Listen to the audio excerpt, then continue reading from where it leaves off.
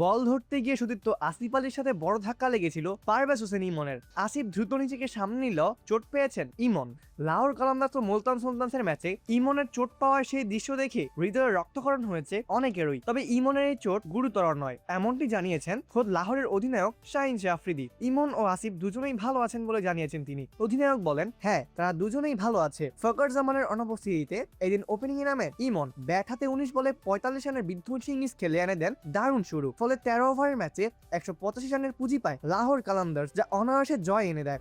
উদ্বোধনী জুটিতে দারুণ শুরু এনে দেন ইমন ও মোহাম্মদ নাইমের ভূয়সী প্রশংসা করেছেন শাহিন। তিনি বলেন, আমাদের পরিকল্পনা ছিল সিম্পল, মাঠে যাও, নিজের মতো খেলো, নিজের ব্যাটিং এনজয় করো, ভিন্ন কিছু করতে হবে না। এরপর নাইম ও ইমন যেভাবে শুরু করলো, ঠিক এইটাই আমাদের প্রয়োজন ছিল। তারা কাজটা দারুণ ভাবে করেছে। আব্দুল্লাহ শফিকও ভালো করেছে, বলেছেন লাহোর কালান্দার্সের অধিনায়ক শাহিন শাহ আফ্রিদি।